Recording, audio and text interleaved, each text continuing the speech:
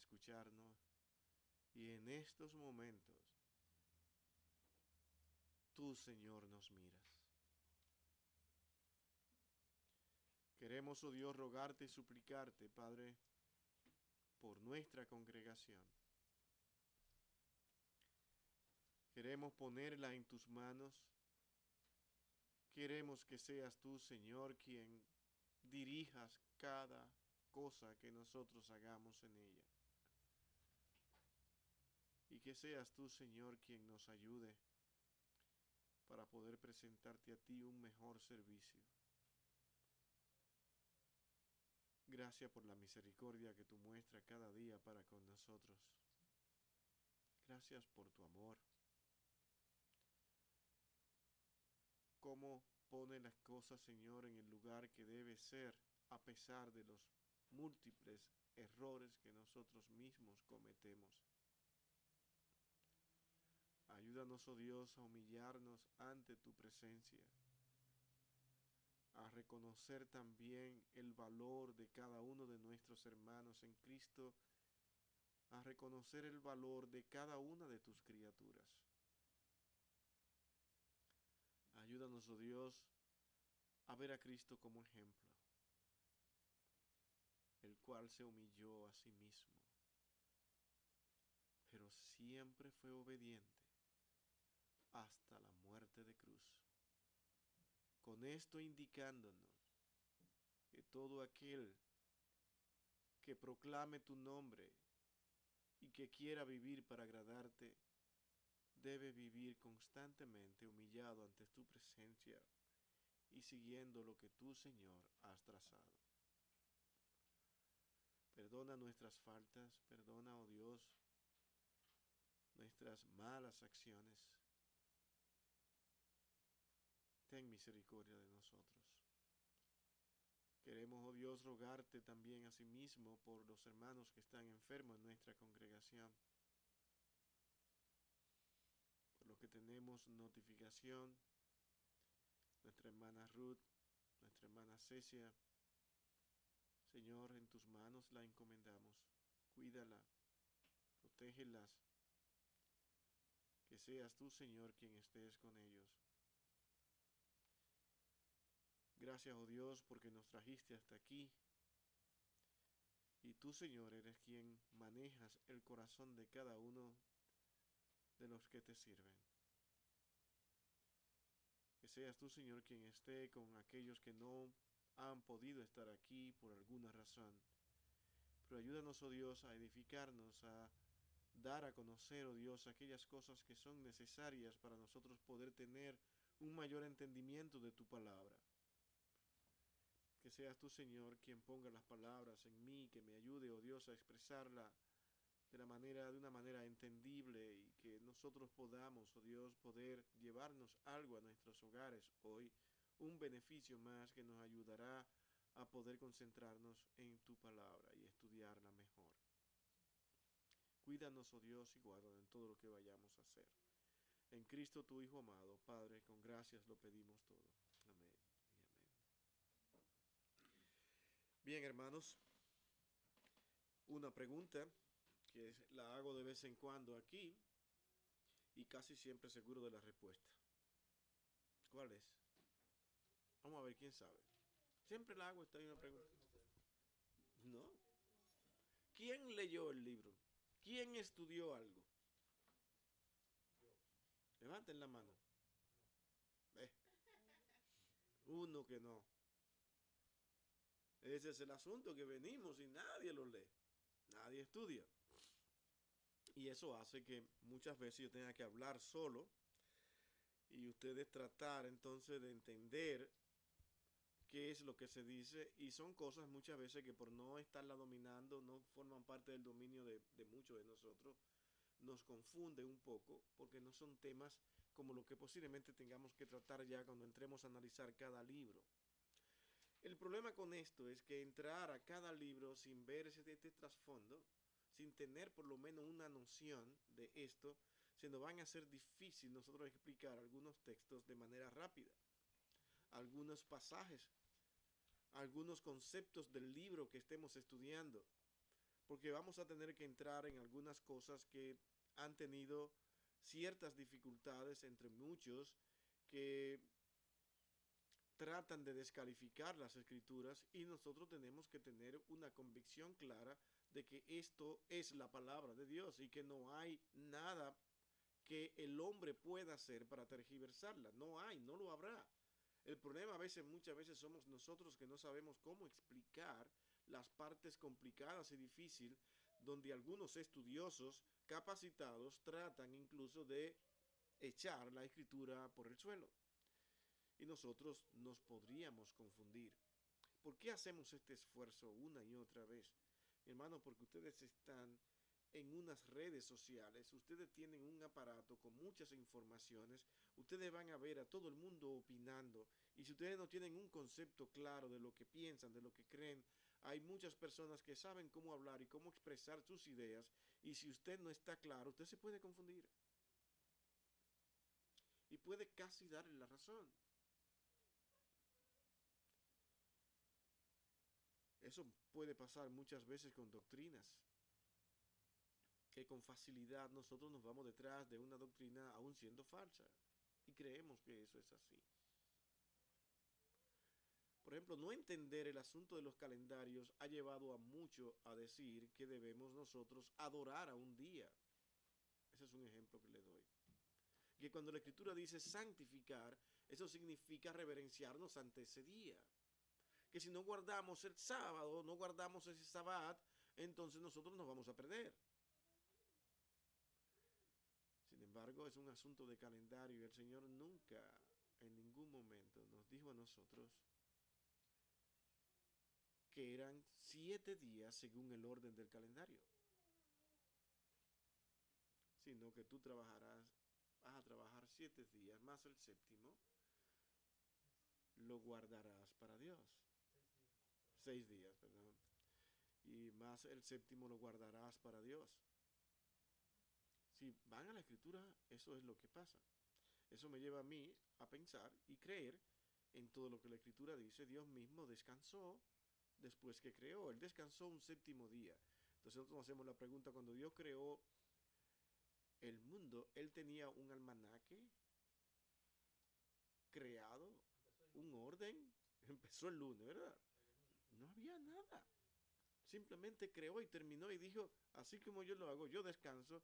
Dice que él no tiene que descansar, sino que por causa de los hombres lo hace. Entonces el hombre organiza y escoge y pone 1, 2, 3, 4, 5 y 7. Entonces lo que el hombre haga, eso es lo que hay que hacer. No, es un día con propósito. ¿El propósito cuál era? Principalmente que nosotros guardemos ese día para descansar, no en la manera que los fariseos lo dieron,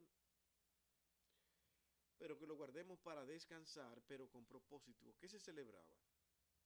¿Qué guardaba el pueblo de Israel? Que estaban ahí. La humanidad estaba ahí. Todo había sido creado y lo había hecho Dios. Y era importante que el mundo entero entendiera que lo que estaba hecho había sido hecho por Dios. Entonces había que tener un día para recordar ese glorioso momento. Pero esa creación fue dañada por el pecado y tenía que venir un redentor. La promesa se hace inmediatamente. Cuando llega el redentor, Él es la parte más importante ahora para la humanidad creada por Dios. El hombre tiene que continuar recordando lo glorioso del día de santificación, de Sabbat, que es descanso, entendiendo un propósito. La pregunta de los discípulos que seguían a Cristo, que al lado tenían los del templo, siguiendo exactamente las mismas tradiciones y que ahora no aceptaban a Cristo, ellos decían, este es nuestro día, este es nuestro Sabbat.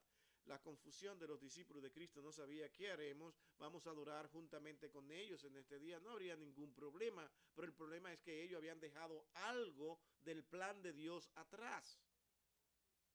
Habían dejado a Cristo, no adoraban a Cristo, Ellos decidieron, pero entonces, ¿por qué no nos reunimos el primer día de la semana, que fue cuando Cristo resucitó? Y mi hermano, ahí está la historia. La iglesia, a partir de ese momento, los seguidores de Cristo decidieron tener ese mismo sabbat en ese día. ¿Por qué todo este argumento y no entrar de una vez en lo que estamos haciendo? Mi hermano, porque debido a que nosotros no entendemos a veces los trasfondos ni lo que aquí hemos estado estudiando, al analizar lo que son los calendarios, los almanaques, cómo lo hemos tenido, donde hay diversidad a través de la historia de cómo las personas se han manejado con su calendario. Tenían algunos más días que los que tenemos ahora, otros tenían menos, hasta que hemos encontrado la forma más perfecta ahora. Y como analizamos aquí, damos gracias incluso a quienes podemos dar gracias por eso. Asómbrense, a los egipcios. Ellos los que prácticamente lograron colocar todo este orden en 365 días, hasta que hubo que hacerlo así.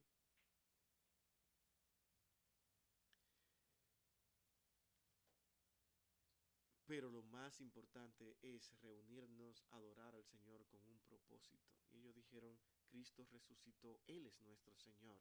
Y la iglesia comenzó a adorar en ese día. No es el día. Y Pablo lo explica.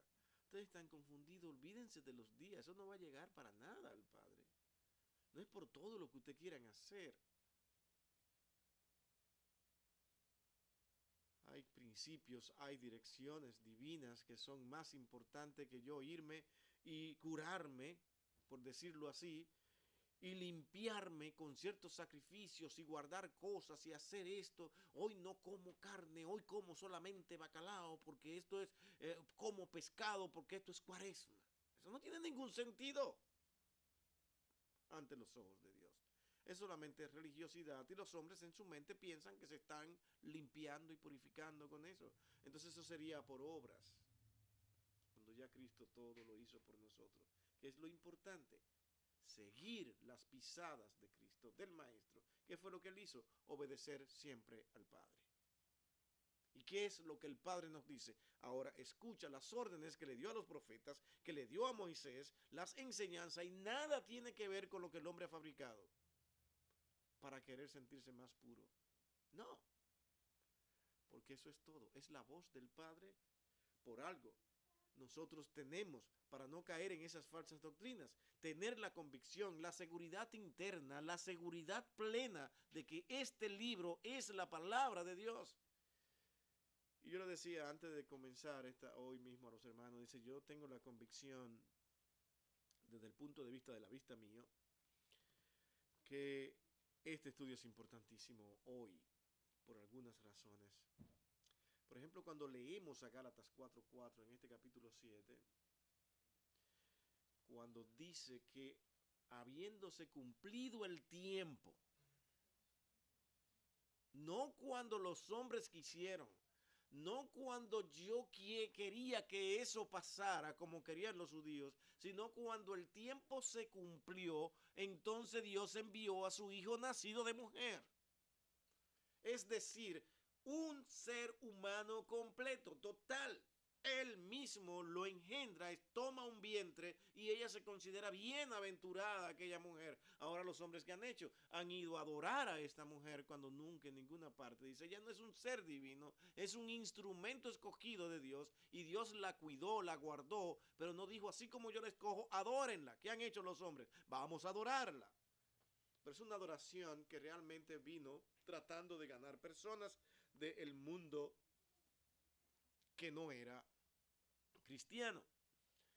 Porque los paganos normalmente tenían exactamente lo que ellos adoptaron con María y el niño entre los brazos.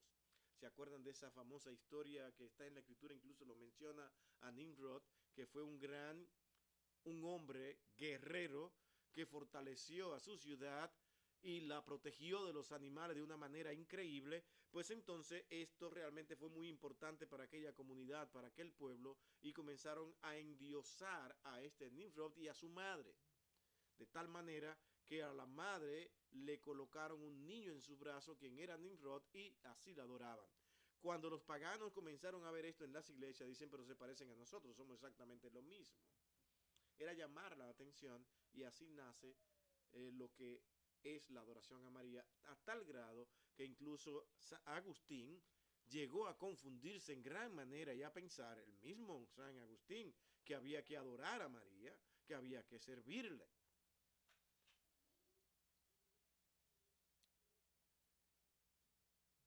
Y es en el concilio, en el 431, en el 81, en el concilio de Éfeso, que se da incluso la posibilidad de que esto pudiera ser así. Que se le llamara Madre de Dios, pero en ningún momento que se le adorara.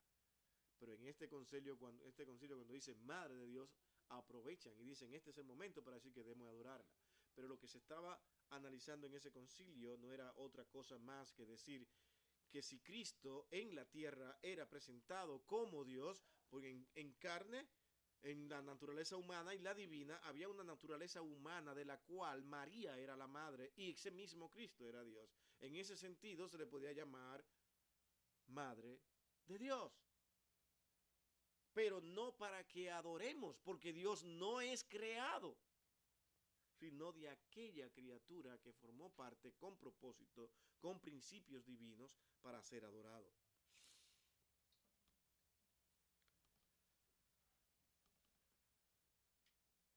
Ahora, cuando nosotros vemos este cumplimiento del tiempo, y esto aquí, mi hermano, para mí, si ustedes quieren venir conmigo a analizar estas cosas con cuidado, para que ustedes vean lo efectivo del plan de Dios en el mundo, de que Dios tiene control sobre todas las cosas que a nosotros nos ocurren, sobre todas las cosas que a nosotros nos acontecen. Nada está fuera de la mano de Dios. No, Cristo no vino cuando yo quise. Cristo no vino cuando a mí se me antojó que Él viniera y que yo pidiera. Este es el momento, como dicen muchos. Dice, ya Cristo está a la puerta, ya Él viene. Mi hermano, Cristo vendrá como ladrón en la noche cuando nadie lo sepa. Porque Él va a venir en el tiempo preciso, exactamente como cuando Él vino. Ahora, ¿qué fue lo que Dios hizo para que este tiempo sea propicio? Aquí está el asunto. Venir a la historia y ver nosotros ahora con esta ventaja enorme que tenemos de poder ver ampliamente un cuadro ahí vivido, visto históricamente, que no se puede negar de que cómo pasó esto. Todos aquellos imperios que Daniel profetizó no fueron una casualidad, es Dios preparando todo para este advenimiento de Cristo. De tal manera que cuando Cristo vino, todo estaba preparado para que esta labor tan enorme de presentar a Cristo y que sea esparcido por todo el mundo estaba hecho. Cristo no podía haber venido en tiempo de Moisés. Ellos estaban en el desierto todavía corriendo y sufriendo por sus vidas. ¿Cómo se iba a expandir el evangelio por todo el mundo? El pueblo de Israel fue desobediente, concentrado en querer ser una nación grande y en una promesa de un rey grande que viniera del cielo, y esa era su petición constante. Hasta el día de hoy Israel quiere ser una potencia y la más grande, y con la esperanza de que un día ellos gobernarán la tierra. No había posibilidad de que un evangelio como el de Cristo se pudiera expandir. Y en tiempo de los profetas, todos no había momento de que Él viniera. Porque si Cristo venía en tiempo de los profetas, de Isaías, de Jeremías, el evangelio se iba a quedar únicamente ahí, cerrado. Porque eran naciones en guerra, compitiendo, con muchísimos problemas encima. Pero ¿qué hizo el Señor? No se preocupen. Los voy a llevar cautivo a Babilonia por todas sus desobediencias. ¿No es así como sucedió? Se van a Babilonia. Síganme la historia. Historia fácil, sencilla, resumida, la que queremos hacer, pero lo quiero llevar a reflexionar para que vean el control de Dios. Y al final decirle, mi hermano, Dios está en control de este mundo. Y Él vendrá en el momento preciso, no cuando yo crea, ni cuando yo quiera. Lo que pasa en Babilonia no es una casualidad. Aquel pueblo Dios lo conservó allí. Y le dijo, cásense, hagan todo, hagan vida. Pero van a salir a los 70 años y van a volver nuevamente. Y ya usted conoce el resto de la historia. Pero Daniel le dijo, se levantarán reinas. Y en su revelación incluyó el mismo imperio de Nabucodonosor y lo formó en forma, en el capítulo 2 de Daniel, en forma de una estatua de cómo iban a ser estos reinos. Pero lo más importante que dice, se va a levantar alguien joven, fuerte, que rápidamente va a conquistar al mundo existente. Ya ustedes saben quién es este, ¿no? ¿Quién fue ese personaje? Mucho más adelante, después de Nabucodonosor, que derrotó a los persas, que era el reino que sustituyó a Nabucodonosor. ¿Quién era ese? Alejandro Magno.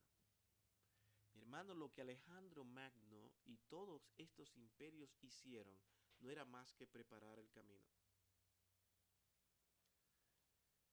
Este hombre ganó todas las guerras a las que se enfrentó. ¿Qué pasa aquí? Se impone el idioma griego universal. El asunto es que, comprobado por todos los estudiosos de la lingüística, el idioma griego tiene una especialidad inmensa para poder definir un concepto. ¿Por qué? Porque los griegos eran así.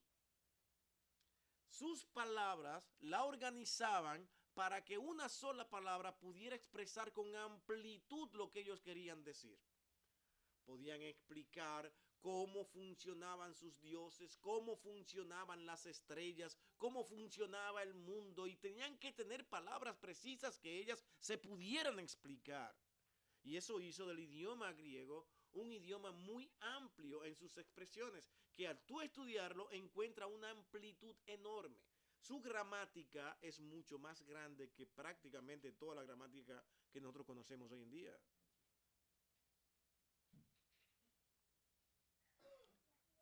Ningún idioma tiene eso como es el auristo griego. Y eso es, una vez sucedido, continúa sucediendo para siempre. ¿Qué cosa es eso? Simplemente es un auristo. Algo que yo digo ahora en el presente. Y eso que yo dije en el presente lo estoy diciendo porque eso va a continuar para siempre, para siempre, para siempre. Y cuando tú ves lo que eso significa y lo que están expresando, ahora tú vas a la escritura y ves que te está diciendo esto es para siempre, porque es un auristo. Ningún idioma puede hacer eso, tiene que dar muchas explicaciones y darle muchas vueltas. Pero ellos con palabras sencillas lo explicaban, lo daban a entender, y esto es lo que significa. No fue una casualidad que aquel hombre controlara el mundo y que todo el mundo tenía ahora que hablar griego o escribir en griego si quería algún beneficio estatal. Los judíos y otras naciones, posiblemente por tradición, continuaban hablando su idioma, pero las nuevas generaciones, los niños, tal como pasa aquí, terminaban hablando griego, no entendían el idioma de sus padres. Muchos de ellos.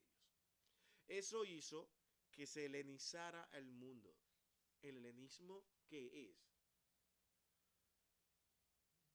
Era el origen de los griegos, de una comunidad en sus inicios llamado Helena.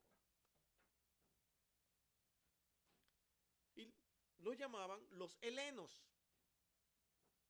Y no fue hasta el 1800 que el nombre para estudiar esto históricamente se le dio el nombre de helenismo a esa mezcla y liga que había en ese mundo existente. La helenización del mundo contribuyó a que cuando Cristo viniera, el mundo estuviera ampliamente hablando un idioma conocido y que se pudiera entender y expresar con facilidad. Pero no solamente eso. es que el asunto que cuando Cristo vino estaba el Imperio Romano. El Imperio Romano pasó por muchísimos procesos para poder estar como Imperio Romano existente. No fue tan fácil que ellos llegaron a ser una nación tan fuerte y tan poderosa como vamos a ver cuando entremos aquí.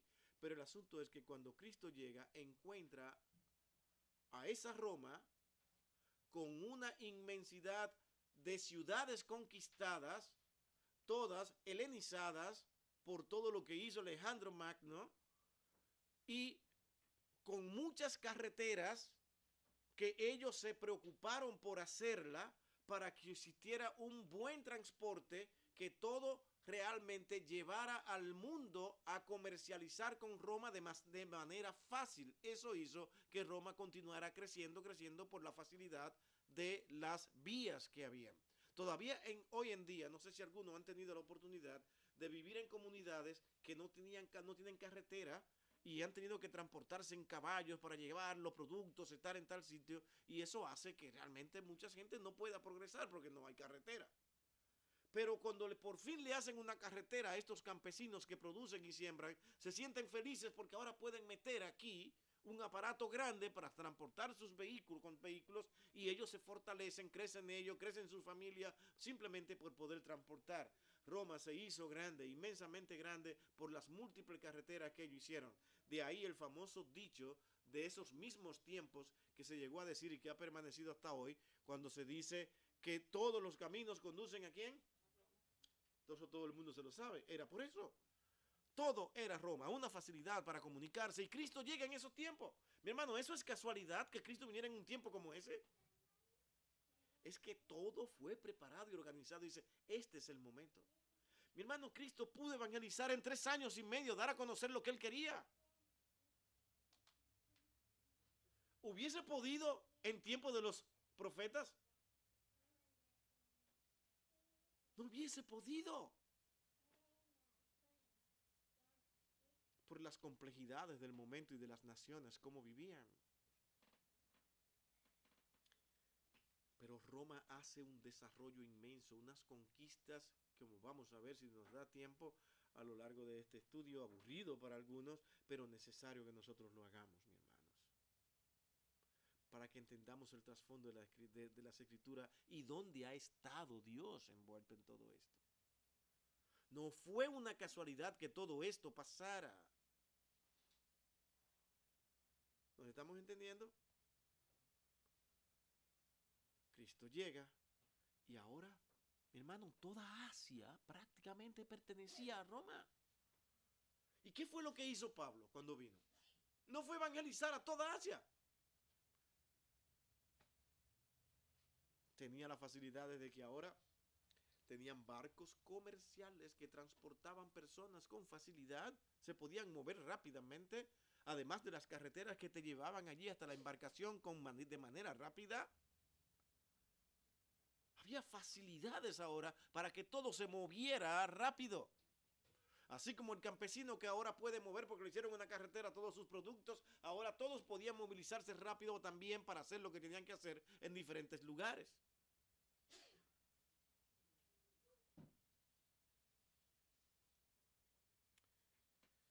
Pero ¿por qué no vino en tiempos como estos? Hubiese encontrado un mundo lleno de confusiones. Hermano, nunca el mundo ha estado tan confundido como está ahora. Las ansiedades del ser humano son demasiado. Por cualquier cosa se deprimen. Y a veces hasta creen que tengo que deprimirme. Hoy tengo una semana que no me he deprimido, yo tengo que deprimirme. ¿Cómo que yo no me voy a deprimir? Y parece que es como que yo tengo que hacerlo, porque ya están acostumbrados a estar deprimidos. Y así vivimos. Y no nos damos cuenta. La escritura tenía ya que venir trabajando, tenía que dar formación para toda esta humanidad que vendría luego y que el Señor mismo se encargó de decirle, el cielo y la tierra pasará, pero mi palabra no pasará. Mi hermano, son muchos siglos. Y el hombre siempre queriendo desaparecer las escrituras. Y ahora sí la vamos a destruir con este descubrimiento. ¿Y la han destruido? Quemaron ejemplares de la escritura y siempre existían quienes estuvieran escribiendo, haciendo manuscritos, buscando la manera de conservarla, escondiéndola, todo, hasta que todos estos manuscritos salen. Y hoy tenemos más manuscritos que todas las escrituras antiguas del mundo. Que nada más con las citas que tú puedas encontrar, tú puedes otra vez transcribir la Biblia. ¿Quién se encarga de todo esto? Es el Señor. Por nada estéis afanosos, háganle caso a estas palabras. ¿Verdad que traen consuelo esas palabras? Que no sabemos lo que va a pasar, que están hablando de un nuevo orden mundial. Ellos no tienen fuerza para hacer lo que les da la gana. Déjalo que piensen y hablen todo lo que quieran. Que cuando crean que lo tienen logrado será para su propia perdición. ¿No ha sido así siempre? El problema es que la paciencia de Dios no es la de nosotros. Nosotros es, ¿y ahora qué va a pasar? Porque mira lo que dijeron y mira lo que han logrado mucho. Uy, nos van a llevar a lo peor. Los nervios, la desesperación. Mi hermano, yo no entiendo un creyente en esa situación. No lo entiendo. Porque eso es no confiar en que Dios está en control. Y por eso tenemos que tener estos estudios. Todo ha sido preparado, todo lo que acontece está en el plan de Dios. Cristo vino en el momento preciso, por eso dice, habiéndose cumplido los tiempos, Él envió a su Hijo. En el tiempo perfecto, claro. Y mi hermano, ¿cuándo vendrá Cristo? En el momento perfecto también. En el momento exacto. Tal vez estemos ya desesperados, desesperanzados, cuando menos creemos, y entonces llega el Señor. Cuando yo diga tanto que yo dije que viene, pero yo no creo que ya venga, cuando yo creía que venía, ya no viene. Cuando el hombre pierda prácticamente todas sus esperanzas, el Señor ahí estará. Y todo ojo le verá. Porque es en el tiempo de Él, no en el tiempo de los hombres. Y eso es lo importante. Mirando nosotros todas las cosas que Dios hizo para preparar este tiempo, en verdad que son muchas, si las vemos con cuidado. Porque que este imperio romano pudiera ir de la manera que se levanta, que eso es importante. ¿Cómo aparece este imperio romano? ¿Estaba en la mano de Dios que el imperio romano apareciera? Sí. Él lo preparó. Todo lo que sucedió fue preparado por Dios para que llegara ese tiempo en lo que ellos lograron exactamente en tiempo de Cristo, que se llamó ¿cómo? Paz romana. Control. Las ciudades se podían comunicar una con otras, podían comercializar, podían hablar con facilidad, podemos ir a tal sitio y no hay problema. No había pandemia, no había que ponerse nada en la boca, todo estaba bien. La gente estaba feliz comercializando. Incluso era una parte céntrica ese territorio de Israel para comercializar, y eso también benefició a todo lo que es el evangelio. ¿Qué pasó en Pentecostés? Miles de personas pasaban por ahí, ¿o no? Es que esto no es un invento. Y todas esas personas que pasaban por ese territorio, porque era el más corto, el más fácil para transportarse y cruzar todo el Mediterráneo, era Israel.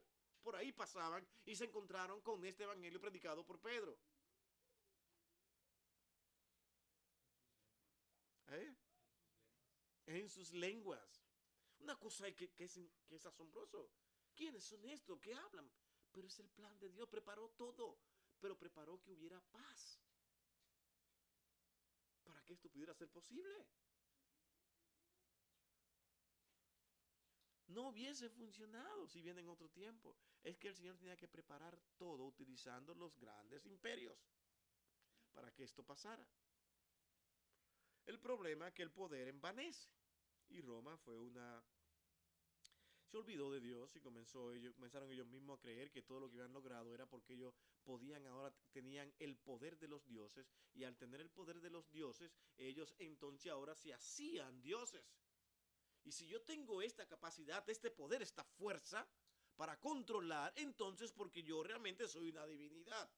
Si ven por qué los emperadores, tanto como los egipcios en su inicio, se creían dioses, porque al tener tanto control y dominio, ellos pensaban que eso era venía, los dioses le habían dado la capacidad de ser transmisores, le había dado el poder de control. Entonces ahora yo soy Dios. Tanto así que los emperadores hacían conjuros. Yo conjuro para que esto se dé en nombre de mi posición, de mi poder. Fue lo que hizo también Nabucodonosor, por la gloria de mi poder. Todos creían eso, que eran fuerza de los dioses. Se olvidaron de Dios, pero Dios seguía para adelante.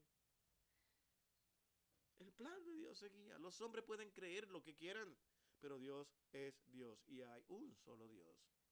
Y esa es la parte importante a nosotros entender y ver todo lo que Dios realmente ha estado haciendo. Ahora, esto nos lleva a nosotros a tener la oportunidad de estudiar el mundo político. Y es la parte que usted puede considerar que no es tan importante entenderla. Pero ¿cómo entendemos cómo Dios se manejó y cómo Dios permitió que realmente esta ciudad de Roma, que iba a ser la parte ya culminante para que todo estuviera estabilizado cuando Cristo viniera, cómo se formó, cómo llegó? Y es interesante que nosotros al entrar a este mundo político del Imperio Romano, comenzar a ver, no terminamos hoy, solamente lo vamos a tocar prácticamente hoy, lo que es la historia de Roma. Y es que según la tradición de Roma, fundada y con leyendas e historias que inseguras, no comprobadas, y a mí honestamente al analizar y en lo poco que he estudiado, sin ser yo un erudito, me doy cuenta con facilidad de que lo que se está tratando de hacer al presentar aquella loba por la que cuales vinieron los hermanos Rómulo y Remo no es del todo cierta, porque sí era necesario hacer una creación para ganar realmente el respeto, la autoridad. Venir con una historia como esta, tan maravillosa y tan increíble, solamente, vuelvo y repito, solamente podría llevar a estos dos a creer que venían directamente de los dioses. Y ellos eran los capaces para controlar y gobernar su territorio. Parece que la historia de ellos había sido creída, pero sobresale Rómulo, y es el que queda de donde viene incluso el nombre Roma. Y esto me lleva a pensar de que sí podemos aceptar la fecha del 753, pero a forma de estudio. Pero Roma había sido realmente ya estabilizada antes de esta fecha. Ya las personas habían aceptado a Rómulo, lo habían colocado en una posición alta. Él era prácticamente el ser supremo en esta localidad. Y para ir engrandeciéndose tenían que comenzar a surgir las conquistas. Hubieron conquistas que fueron llevando realmente a que ellos sobresalieran cada vez más. Rómulo vino a ser su primer rey. Por esta razón, esta historia fue creída. Él es un ser especial, único, divino, cosa que era fácil lograr por las personas más astutas y sabias cuando lograban conquistar las mentes de las personas y hacerle creer que ellos eran unos personajes escogidos. ¿No se fijan que en todas las películas antiguas siempre hay un escogido? El escogido, el especial, porque así hablaban. Ellos iban detrás de ver quién era el personaje que nos iba a traer liberación, libertad, poder, fuerza. Y confiaban en que sus dioses se lo iban a mostrar. Pues había muchos vivos, igual que hoy, que utilizan sus artimañas para ganar dinero. Y usan el evangelio.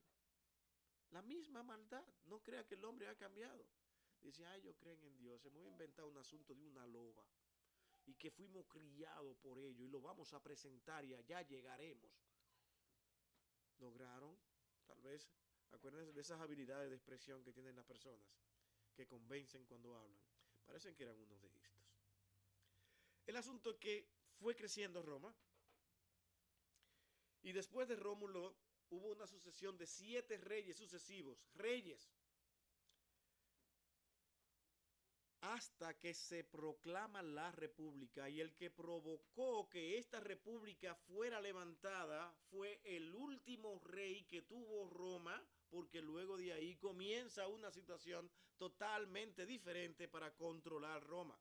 Quien provocó que se llegara a pensar en que había que eliminar esto de lo que eran la monarquía y comenzar a hacer algo donde más personas pudieran tener autoridad, que se pudiera consultar y que no únicamente un rey tuviera la última palabra de todo lo que se fuera a hacer. Fue cuando aparece alguien sumamente complejo, complicado, que aunque conquistó muchas ciudades para seguir engrandeciendo a Roma, como no fue simplemente Tarquino, aquí Arturo escribe Tarquino y es Tarquinio, que fue realmente, ustedes están en el párrafo conmigo, fue Tarquinio quien, y Tarquinio es un personaje interesante y que no queremos usar mucho tiempo, pero déjame ver cómo yo puedo reducir todo lo que fue él en sí mismo y cómo él provocó que se llevara esto a tener la necesidad de una república. El asunto que Roma como república también contribuye dentro de todos los planes de Dios, como vamos a verlo con cuidado. Tenía que ser algo así que se fuera formando para que Roma creciera de esta manera en todas sus conquistas y todas sus formas, ya no con un rey, con una persona autoritaria, monarca único, sino con consejos. Tarquinio venía de una dinastía con el mismo apellido, todos eran Tarquinio. Y él, para entrar y gobernar, trata de descalificar, comunicándose con otros, que el rey que estaba actual, él no era lo mejor, que estaba haciendo algo en contra de Roma y que iba a destruir Roma. Algunos le creen y se aparecen dentro del palacio para hacer algunas propuestas en contra del rey. Cuando el rey trata de defenderse con lo que él tiene, porque era un monarca, en ese momento Tarquinio lo intercepta, que era su suegro, a su suegro, y lo mata. Queda él como el héroe y es proclamado entonces ahora como rey. Él es el último rey, hace muchas conquistas, pero era sumamente arbitrario, malo. Por eso se le llama a Tarquinio el soberbio, porque no escuchaba a nadie. Él no tenía que escuchar a nadie. Era más difícil que todos los demás reyes. ¿Sabe que a pesar de eso habían reyes que tenían un consejo? Y decían, vamos a ver, o el sumo sacerdote, el que ellos tenían de más cercanía para buscar ciertos consejos. Pero él no tenía a nadie, él era solo. Lo que él decía había que hacerlo. En una de esas guerras, él se va a hacer una guerra lejos de la ciudad, y en ese tiempo uno de sus hijos viola a una prima. Eso causa, como usted, en esos tiempos, una revolución tremenda. Se entera Tarquinio y para defender a sus hijos, para su hijo, para que no se lo vayan a matar, se va y deja la guerra. Pero deja atrás otro conflicto. Ahora los militares, los que estaban ahí, el ejército, se va contra él.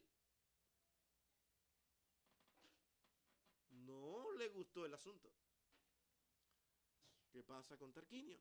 Que ahora no está y comienza a buscar gentes que le puedan ayudar, reyes, para ahora irse contra Roma y pelear y volver otra vez a tener su reinado. No lo logra, pierde y se establece entonces, después que Tarquinio desaparece, siendo el último rey, ahora se hace un consejo. ¿Cómo se forma este consejo? El gobierno ahora comienza a ser dirigido por los patricios y la población de esa época. Pero ¿quiénes eran los patricios? Los patricios no eran más que lo que voy a decir ahora mismo. Roma, hasta ese momento, estaba siendo fuerte y fortalecida porque entre ellos habían tres naciones unidas, fuertes, poderosas. Estas naciones, por ejemplo, la de los latinos, que eran básicamente romanés, algo así en latín, fue que he visto, nunca he podido pronunciar bien esa palabra.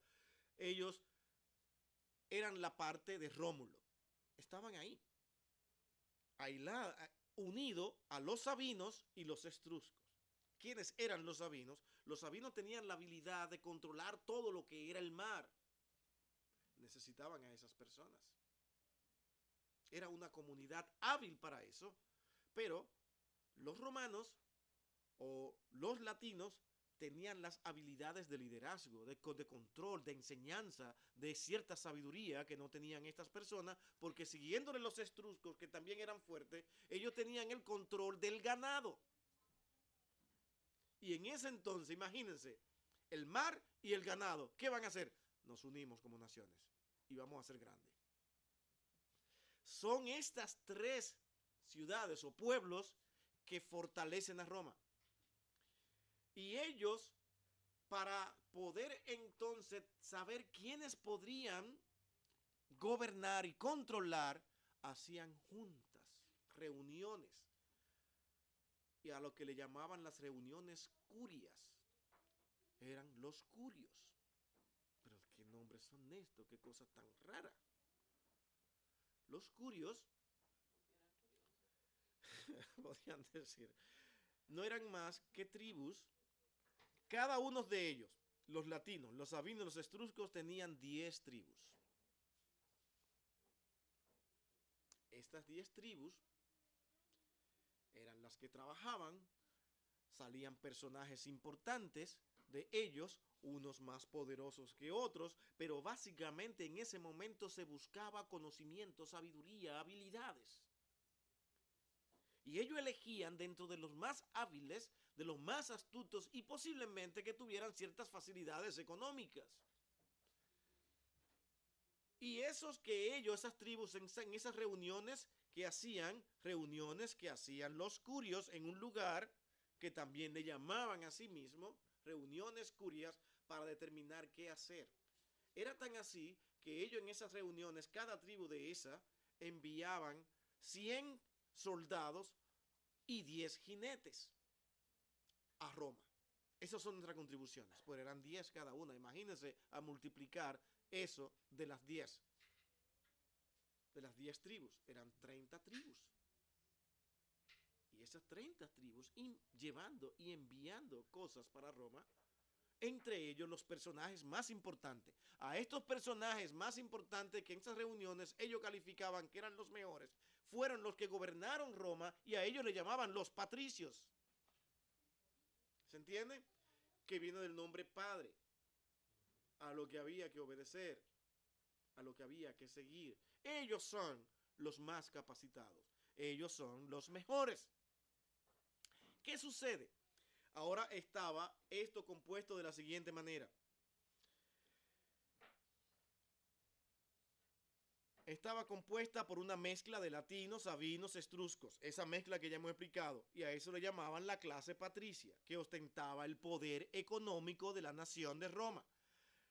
Porque tenían todo controlado, tenían controlado las aguas, el mar, el ganado, todo, y las capacidades intelectuales, quien enseñara, todo estaba controlado. Pero había una parte que era la plebe. ¿Quiénes eran la plebe? Estas personas en sus afanes ya organizados, controlados, tenían su seguridad, todos los patricios estaban seguros de lo que estaban haciendo, pero había un detalle importante que comenzó a suceder en Roma. La plebe era la gente del campo. Eran los que sembraban. Pero tenían las habilidades para también hacer artesanías. Eso le llevó a ellos a ser grandes comerciantes. Sus productos, sus tierras, comenzaron a vender, comenzaron a crecer y se hicieron grandes. Ahora muchos eran ricos. Comienzan las protestas. Cuando la persona se ve con ciertas posibilidades económicas y poder, comienzan a requerir, dice, yo soy un ser importante, así que ¿qué van a hacer conmigo? No, pero que esto es por linaje y por lo que los curios hagan, por las reuniones que hagan. Ellos dicen, esto hay que cambiarlo. Fue tanta la insistencia que ya para el 450 se logró la codificación de las leyes romanas, la transformación de esas leyes romanas y la promulgación de las 12 tablas donde ahora había que escribir exactamente lo que ahora se iba a hacer. Y a partir de ese entonces se crea unos cambios, para no usar la palabra que es complicada, aquí estratificación, que es más, no es más que cambio, transformación social, no basada ahora en un linaje, sino en la posesión de medios económicos que paulatinamente llegaron al punto de que todo ciudadano romano tenía también derecho al voto. De tal manera, ahora, nosotros tenían ellos que hacer ¿qué cosa? Antes de que Tim me diga, tenían ahora que, por lo que escribieron, poner que ahora ya no iba, mantengan esto, porque esto es importante más para adelante. Ahora no era tan importante el linaje, que posiblemente poco a poco fueron cambiando eso, ahora dieron participación a toda esta gente que venían de la plebe, creciéndose, haciéndose grande porque eran comerciantes y llegaron a adquirir poder y ahora cambiaba la situación, al grado de que más adelante todo fue así. Mientras más poder, más oportunidad yo tengo de pertenecer al gobierno.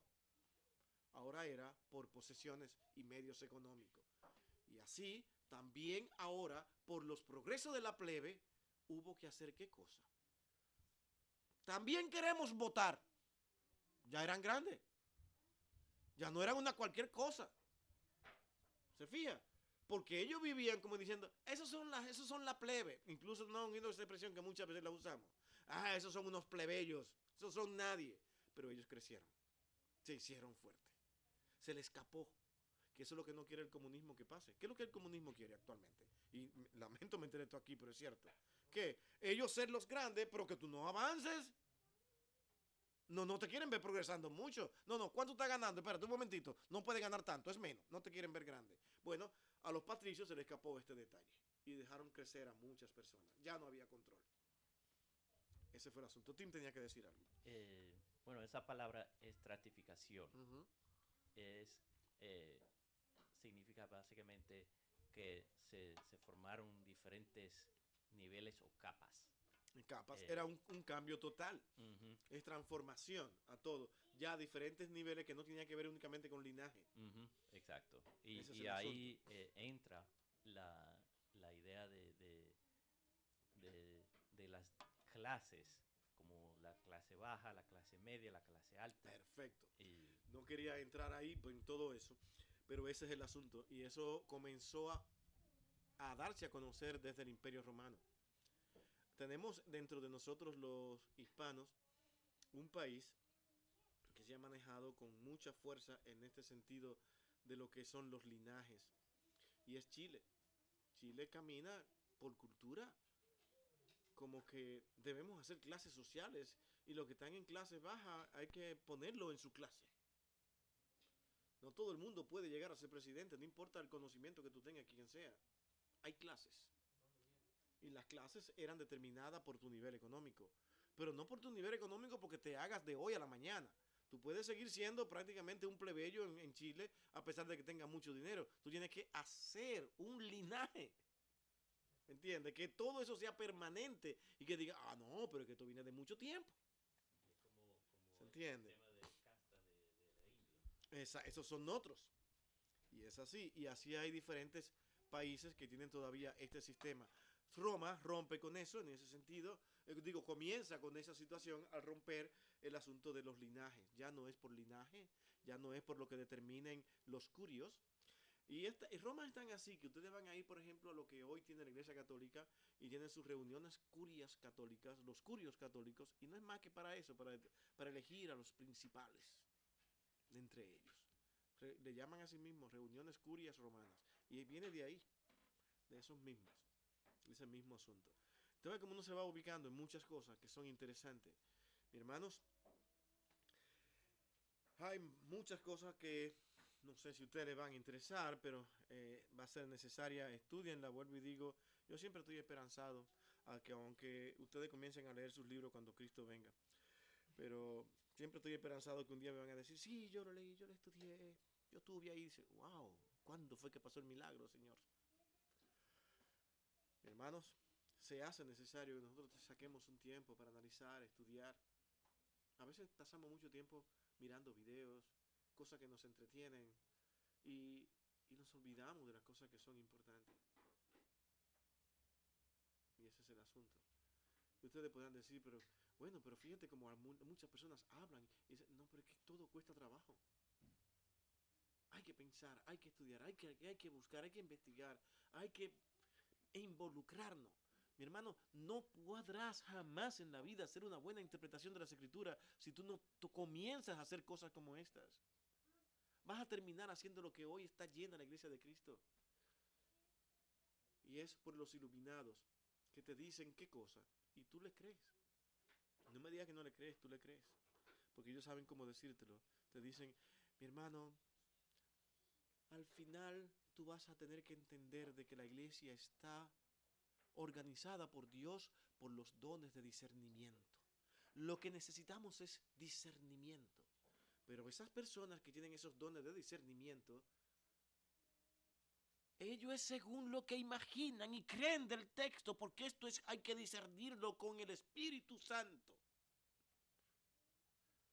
Pero es que el Espíritu Santo te guiará a toda verdad, pero nunca te dijo, solamente tienes que pedirme. ¿No se ha encontrado que las personas hoy le piden al Espíritu Santo? Le oran al Espíritu Santo y piensan, yo le pido al Espíritu Santo. No, el Espíritu no es para pedirle. Tiene una labor específica que no es esa. Pero creemos de todo porque estamos centrados en el discernimiento espiritual. ¿Qué me ha dicho el Espíritu? ¿Qué es lo que me está diciendo? Y de ahí me quito la carga de tener que estudiar y pensar mucho. Cosas que tú nunca has visto, yo te las voy a mostrar. Esos son los tiempos que estamos viviendo. Las personas le dicen, no hay que hacer no hay que ir ni a seminario, no hay que estudiar, no hay que esforzarse tanto, porque solamente con la dirección y fuerza y poder del Espíritu Santo podemos llegar a todo conocimiento. Mi hermano, eso no es verdad. ¿Sabe por qué? Porque eso no es lo que dice la Escritura. La Escritura nos manda a esforzarnos. Desde el mismo tiempo de Josué, lo primero que le dijo, que te necesito a ti, Josué, pero no va a ser fácil, vas a tener que esforzarte. Dios podía simplemente guiar a Josué, no te preocupes, Josué, tú puedes dormir tranquilo, cuando yo te llame, tú vas a ganar toda batalla. Vete tranquilito, te bebes un juguito, imagínate tranquilito, por ahí te va comiendo tu maná, sin problema, porque la guerra va a estar ganada.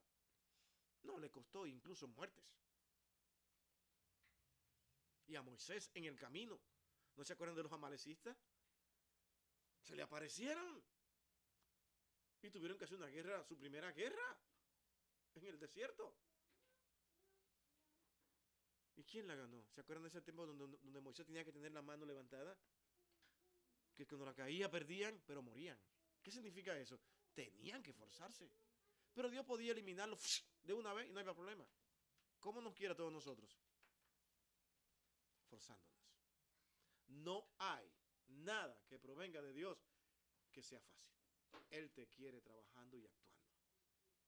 De tal manera que ese asunto de el Espíritu Santo me lo revelará, yo nada más tengo que pedirle a Dios y Él me va a indicar. O sí, sin hacer nada, sin esforzarte. Y todos aquellos que se esfuerzan y buscan la manera y estudian y ven qué es lo que pasó en ese momento. Ah, no, esas son gente que están realmente perdidas. Están confiando en su intelecto y la letra mata. ¿Ya? ¿Resolvieron el problema? Y usted posiblemente le cree. Y como una hermana de nuestra congregación, que terminó escuchando otras cosas y decidió irse de la congregación porque esta es la verdad. No se quiere estudiar, no se quiere analizar. Y caemos en miles de errores. Y no crea que usted está libre. En cualquier momento puede ser atrapado por cualquier falsa doctrina. En cualquier momento. Vamos a orar, hermanos.